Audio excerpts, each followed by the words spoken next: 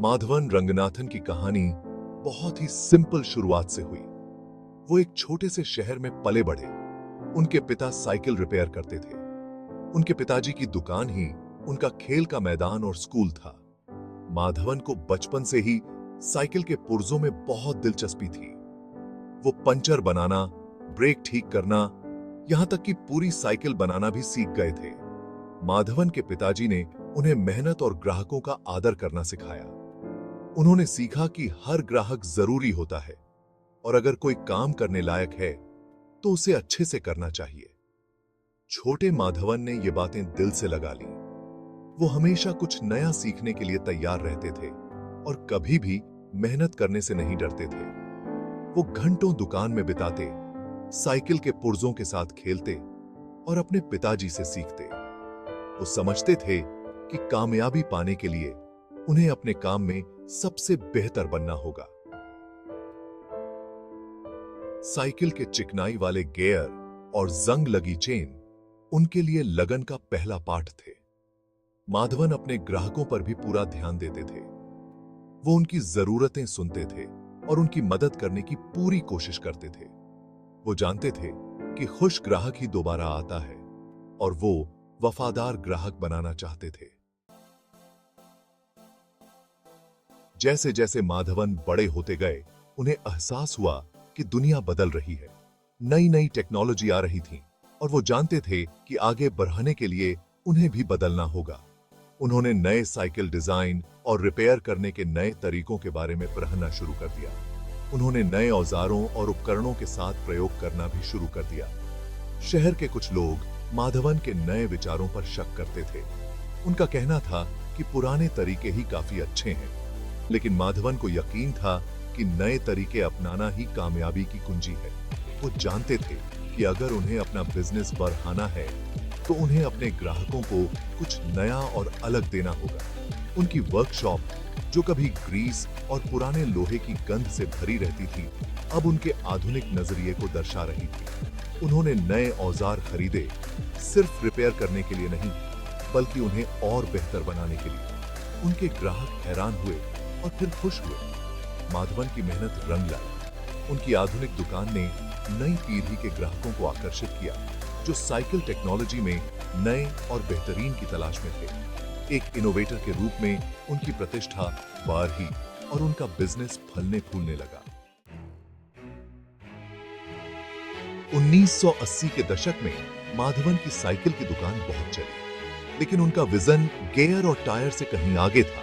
उन्होंने देखा कि शहर के लोग अब नई नई चीजें खरीदने लगे हैं और इसके साथ ही उन्हें अच्छे कम्युनिकेशन की जरूरत महसूस हो रही थी। यह विज्ञापन का दौर था और माधवन लोगों की जरूरतों को समझने की अपनी स्वाभाविक क्षमता के साथ जानते थे कि यह उनकी अगली चुनौती है। उन्होंने छोटी शुरुआत की, स्थानीय व्यवसायों के लिए पैम्फलेट डिजाइन करके। उनके डिजाइन अनोखे थे, जिनमें स्थानीय रंग और लोगों को क्या पसंद आएगा इसकी उनकी अद्भुत समझ झलकती थी। वह सिर्फ एक प्रोडक्ट का विज्ञापन नहीं करते थे, वो एक कहानी कहते थे। यह बात साइकिल की ग्रीस और पुराने औजारों से आगे बढ़कर हलचल भरे बाजार तक पहुंच गई। जो दुकानदार कभी अपनी साइकिल की मरम्मत के लिए आते थे, वे अब अपने व्यवसाय के लिए माधवन का जादू पाने के लिए आते थे। उन्होंने अपने दायरे का विस्तार किया था, औजारों और धातु की भौतिक दुनिया से विचारों और संचार के क्षेत्र में कदम रखा था। उनकी साइकिल की दुकान अब सिर्फ टायर ठीक करवाने की जगह नहीं रह गई थी, यह रचनात्मकता का केंद्र बन गई थी। निरंतर विकास में माधवन के विश्वास का प्रमाण। उन्होंने दो अलग अलग दुनियाओं को सफलतापूर्वक जोड़ दिया था, यह साबित करते हुए कि नवाचार सबसे अप्रत्याशित जगहों पर भी फल फूल सकता है। 1990 के दशक ने माधवन के जीवन में एक महत्वपूर्ण मोड़ लिया। उन्होंने खुद को पूरी तरह से विज्ञापन की दुनिया में समर्पित करने का फैसला किया। उन्होंने अपनी साइकिल की दुकान बेच दी और उस पैसे से अपनी खुद की विज्ञापन एजेंसी शुरू की, जिसका नाम उन्होंने मैत्री एडवर्टाइजिंग रखा। साइकिल की दुकान में माधवन के अनुभव ने उन्हें अपने ग्राहकों की जरूरतों को समझने का महत्व सिखाया था। वह यही ग्राहक केंद्रित दृष्टिकोण अपनी विज्ञापन एजेंसी में लेकर आए। उन्होंने अपने क्लाइंट्स को ध्यान से सुना, उनके व्यवसायों और उनके लक्षित दर्शकों को समझने के लिए समय निकाला। वह प्रयोग करने से, पारंपरिक विज्ञापन की सीमाओं को आगे बढ़ाने से नहीं डरते थे। उन्होंने नए नए फॉर्मेट को शामिल किया, स्थानीय कला रूपों और कहानी कहने का उपयोग करके अपने अभियानों को न केवल प्रेरक बनाया बल्कि यादगार भी बनाया। स्थानीय व्यवसायों से लेकर क्षेत्रीय दिग्गजों तक उनके क्लाइंट उनके अनोखे दृष्टिकोण के प्रति आकर्षित हुए। उन्होंने अपने उत्पादों को वस्तुओं के रूप में नहीं बल्कि कहानियों के रूप में देखा, जिन्हें बताया जाना था।